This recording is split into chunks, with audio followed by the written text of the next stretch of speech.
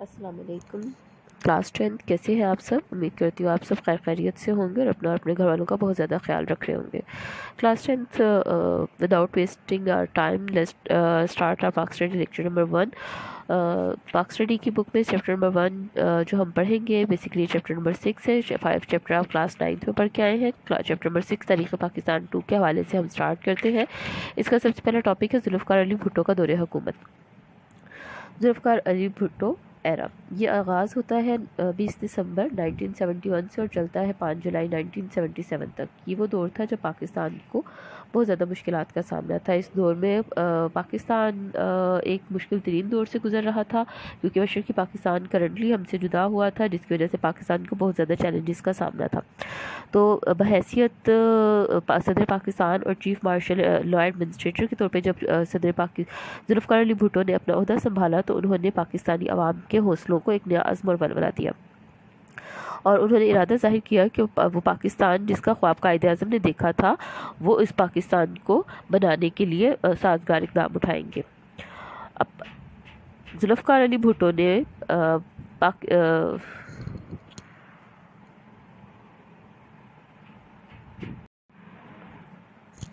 1971 से लेकर 1977 के दौरान जुल्फ़िकार अली भुट्टो ने मुख्तलिफ मुआशी इस्लाहात पेश की थी, जिसके अहम पहलू हम पढ़ेंगे। सबसे पहला पॉइंट है सनतों को कौमी तहवील में देना, यानी नेशनलाइजेशन ऑफ इंडस्ट्रीज़।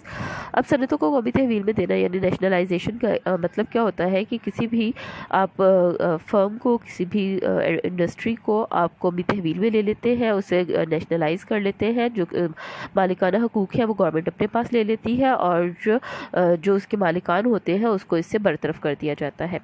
तो लिहाजा 1971 तक मुल्क के तकरीबन हमारे 60% सनती असास से और 80% इंश्योरेंस का कारोबार सिर्फ़ और सिर्फ 22 ख़ानदानों की मलकियत में था।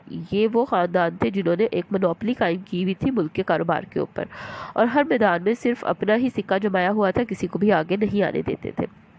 लिहाजा 22 दिसंबर 1971 को भुट्टो हुकूमत ने 22 सरमायादाराना इन ख़ानदानों के पासपोर्ट जब्त कर लिए और 19 कंपनियों को जारी कर दिए गए 10 करोड़ से ज़ायद सनती लाइसेंस जो थे वो गैर कानूनी करार देती है। यानी ऐसी 19 कंपनियां थी, ये सिर्फ़ और सिर्फ 19 कंपनियां थी जिनको 10 करोड़ से भी ज़ायद सनती लाइसेंस दिए गए थे।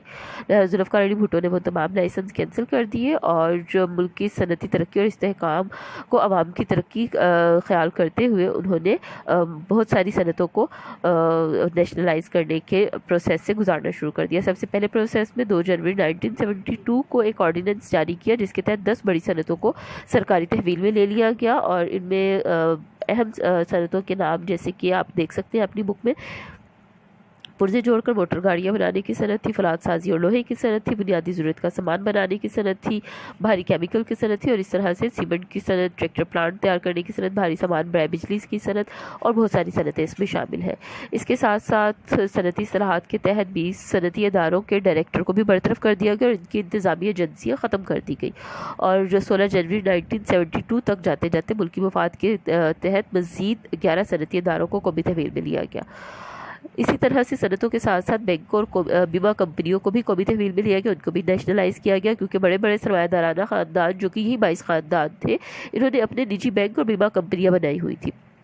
अब ये ऐसे ख़ानदान थे जो कि हर कारोबार में हर लिहाज से पाकिस्तान के ऊपर अपनी मोनोपली कायम रखना चाहते थे और किसी भी तरह से आम आदमी को फ़ायदा नहीं पहुंचने देना चाहते थे।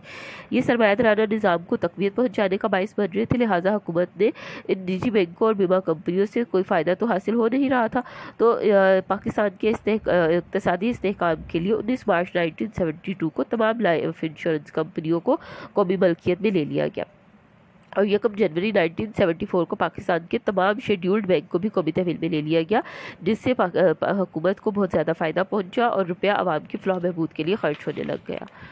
आगे हम देखते हैं, अगला पॉइंट है हमारे पास लेबर इस्लाहात, लेबर रिफॉर्म्स। ये कि बहुत ही ज़्यादा इम्पॉर्टेंट है और बड़ा ही अहम कदम था, बहुत ही तरक्की के लिए मुल्क की और आम आवाम की फ़लाह बहबूद के लिए इसमें बहुत सारे इक़दाम किए गए थे।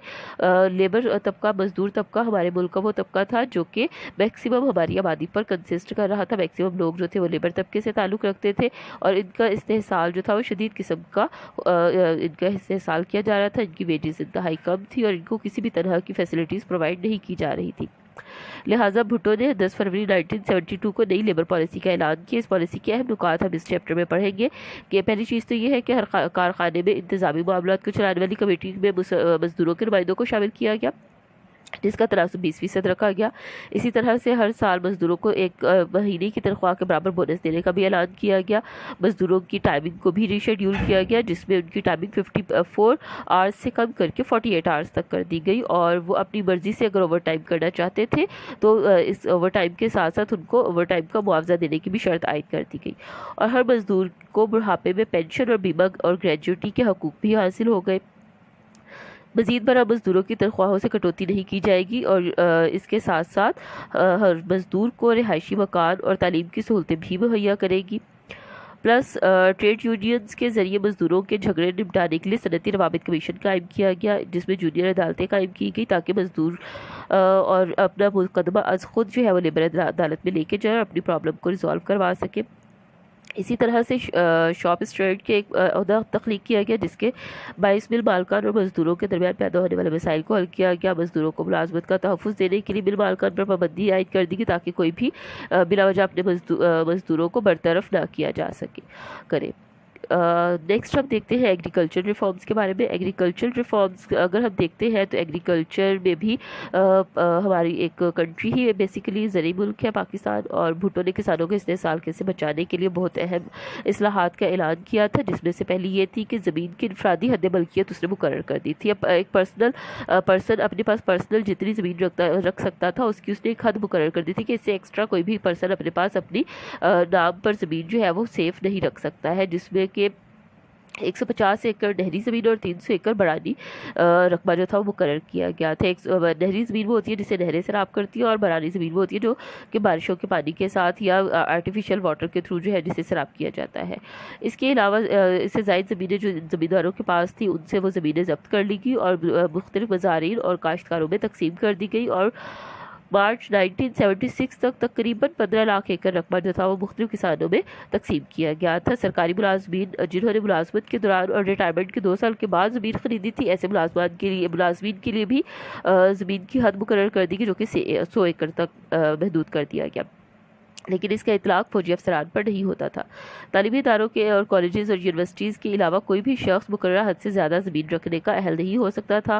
جو مالیہ اور آبیانہ تھا، جو ٹیکسز تھے، وہ تمام کے تمام زمینداروں نے ادا کرنے تھے۔ مزارعین کو اس کی ادائیگی سے مستثنیٰ قرار دیا گیا تھا، اور اسی طرح سے کسی بھی شخص کو استعمال مویشی فارمز اور باغات کے نام پر مقرر حد سے زیادہ زمین رکھنے کی اجازت نہیں تھی، اور جو تمام شکارگاہیں تھیں وہ بھی حکومت نے اپنی ملکیت میں لے لی تھی۔ مالکان کو یک طرفہ طور پر مزارعین کو بے دخل کرنے کے حق سے بھی محروم کر دیا گیا تھا تاکہ مزارعین کا کسی بھی طرح سے استحصال نہ ہو سکے۔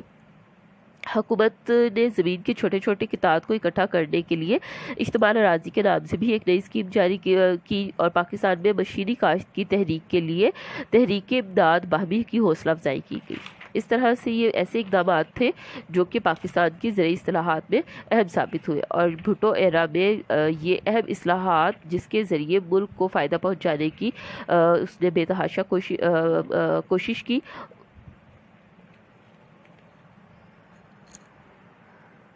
اسٹوڈنٹ جتنا ابھی تک ہم نے پڑھا ہے یہ ان اصلاحات میں آپ نے بڑی اچھی طریقے سے اس کے تمام پوائنٹس کو لرن کرنا ہے، کیونکہ آپ اچھی طرح سے جانتے ہیں MCQs اور شارٹ کوسچن آنسرز کے حوالے سے یہ پوائنٹس نہایت امپورٹنٹ ہے آپ کے لیے۔ لانگ کوسچن بھی اس کے حوالے سے ٹاپکس جو ہے وہ اس کے نوٹ آئے گا، جیسے لیبر اصلاحات ہے یا زرعی اصلاحات ہے، جو کہ بڑی امپورٹنٹ ہے آپ کے لانگ کوسچن کے پوائنٹس کے حوالے سے بھی، شارٹ کوسچن کے حوالے سے بھی آپ نے اچھی طرح سے ان کو یاد کرنا ہے۔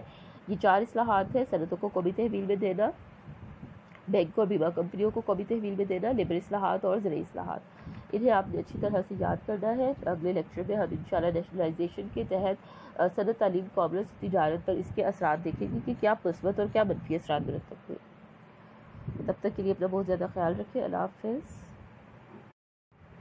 السلام علیکم۔ क्लास 10 कैसे हैं आप सब। उम्मीद करती हूँ आप सब खैर खैरियत से होंगे और अपने घर वालों का बहुत ज़्यादा ख्याल रख रहे होंगे। Class 10 without wasting our time let's start our Pak study lecture number 1। Pak study की बुक में चैप्टर नंबर 1 जो हम पढ़ेंगे बेसिकली चैप्टर नंबर 6 है। 5 चैप्टर आप क्लास 9 में पढ़ के आए हैं। चैप्टर नंबर 6 तारीख़ पाकिस्तान 2 के हवाले से हम स्टार्ट करते हैं। इसका सबसे पहला टॉपिक है जुल्फ़िकार अली भुट्टो का दौरे हुकूमत। जुल्फ़िकार अली भुट्टो एरा, ये आगाज़ होता है 20 दिसंबर 1971 से और चलता है 5 जुलाई 1977 तक। ये वो दौर था जब पाकिस्तान को बहुत ज़्यादा मुश्किलात का सामना था। इस दौर में पाकिस्तान एक मुश्किल तरीन दौर से गुज़र रहा था क्योंकि मशरक़ी पाकिस्तान करंटली हमसे जुदा हुआ था, जिसकी वजह से पाकिस्तान को बहुत ज़्यादा चैलेंजेस का सामना था। तो बहैसियत सदर पाकिस्तान और चीफ मार्शल लॉ एडमिनिस्ट्रेटर के तौर पे जब जुल्फ़िकार अली भुट्टो ने अपना ओहदा संभाला तो उन्होंने पाकिस्तानी अवाम के हौसलों को एक नया अज़्म और वलवला दिया और उन्होंने इरादा ज़ाहिर किया कि वो पाकिस्तान जिसका ख्वाब कायद-ए-आज़म ने देखा था वो इस पाकिस्तान को बनाने के लिए साजगार इक़दाम उठाएंगे। अब जुल्फ़िकार अली भुट्टो ने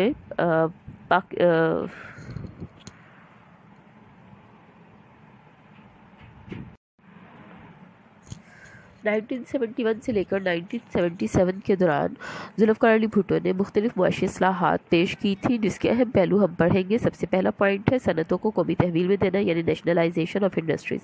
अब सनतों को कौमी तहवील में देना यानी नेशनलाइजेशन का मतलब क्या होता है कि किसी भी आप फर्म को, किसी भी इंडस्ट्री को आप कौमी तहवील में ले लेते हैं, उसे नेशनलाइज कर लेते हैं। जो मालिकाना हकूक़ है वो गवर्नमेंट अपने पास ले लेती है और जो उसके मालिकान होते हैं उसको इससे बरतरफ कर दिया जाता है।